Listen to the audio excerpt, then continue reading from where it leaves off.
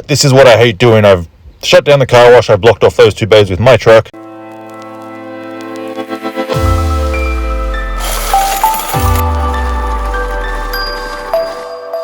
G'day viewers, Chris Atkins here. Welcome back to my channel, The Car Wash Chronicles. Yes, I know the roses are dead, don't mind them, but I just got a phone call from the guy who owns the storage facility right next to my Main Street car wash and said at my main shutoff valve on the street, it's leaking. Just like if you guys remember a few months ago at my Bear Valley car wash, I had the same problem. So I wasn't going to go out tomorrow, but it looks like I'm going to have to go out and me and my worker will dig up the ground, see what we need to change. We're going to have to find where the leak is and switch out. Hopefully it's just the coupling part with the pipes, but very annoying, a call that I don't want, but it is all part of the business. So go out there, we'll fix it, take care of it, and then hopefully it should be good for a while. But anyway, come along, I'll show you guys tomorrow.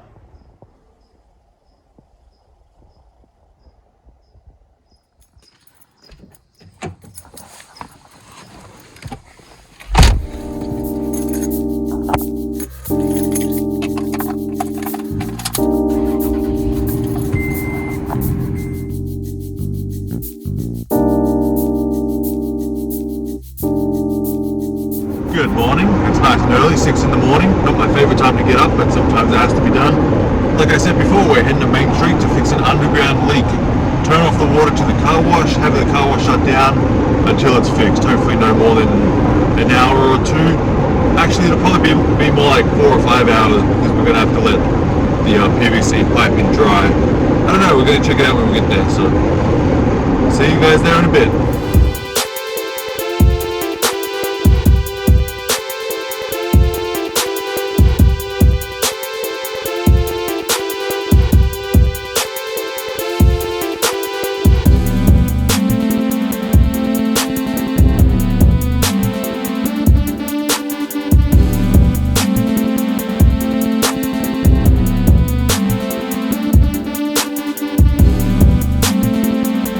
So here we are, we finally made it 2 hours later, and there it is, the nice big water-filled puddle of mud that we're going to have to dig up to see where the water is coming. Obviously it's from under the ground, from a crack in the pipe or whatever, just like the last car wash, but we're going to soon find out. So we dug a little lower and there's definitely a little leak because we can see the bubbles in the water. And then once we had a good visual on the pipes, we turned the water on a little bit to see where it was coming out and simply cut out the part that had the leak and put in a new part. So a little more digging and we have visual on the pipe. So, and as you can see, what we discovered is it looks like it's had a couple of joins, cuts and then joins over the past from the previous guy, probably 6, 7 or 8 years ago. So we're just going to cut off the whole part that's been rejoined about 2 or 3 times and we're going to put in a whole new part. But this is what I hate doing. I've shut down the car wash, I blocked off those 2 bays with my truck, and the other 3 bays I put cones there. So no customers. We had quite a few people trying to come in and we had to turn them away. Well, I sent them to Bear Valley. My Bear Valley car wash is about 5 minutes away. And there's the spare parts, a couple of couplings. We have the primer and the strong glue. So we're going to put that on.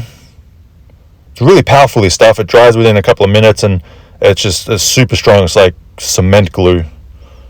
So obviously we prime the inside and every joint we put primer on. By far, I'm no expert. I'm not claiming to be, but this is what the experts told me. I'm sure I'm going to get a lot of people who are watching this who know a lot more about this or are plumbers themselves and will comment and let me know exactly what I'm doing wrong, what I'm doing right, and I will know for next time, even though hopefully there will be no next time.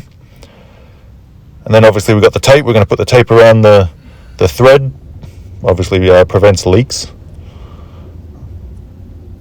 Not the easiest, a little difficult, but I managed to get it with the whole dirt in the way and everything.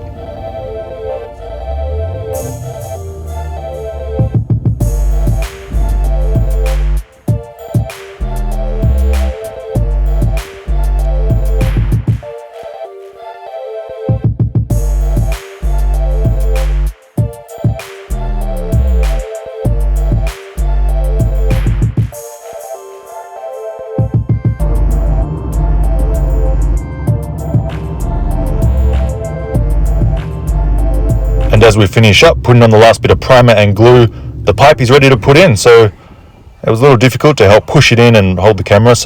But we got it. It went in. and that's the other end joined on with the coupling. So that's it. We cut out that whole big piece, which had about 3 joins in it, and we made it one big pipe. So hopefully there shouldn't be any more issues, and I think we're ready to test it and turn the water on, and hopefully it doesn't burst or explode or anything. But mind you, we waited 3 hours, so 3 hours later, to turn it on, just to let it all dry and set like concrete. So here we go, the big test. What do you think will happen? Will it explode or will it work? Well, it works. So now that that's done, it's time to shovel all the mud back in, fill up the hole, and open the car wash. Start making that money again.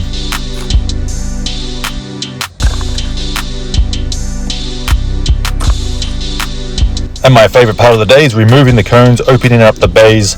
Actually, I'm going to test the bay first, just to make sure all the water's coming out good, no problems, no leaks, and get those customers coming in. That's what it's all about.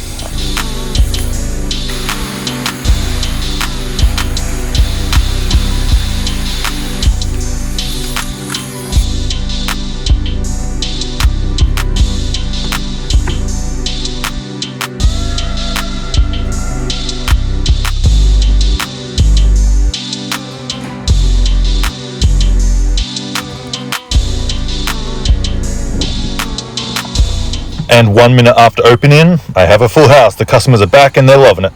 Well guys, there it is. Let's see, it's Thursday, so it was closed from 7:30 in the morning when I got there till about now, which is 2 o'clock.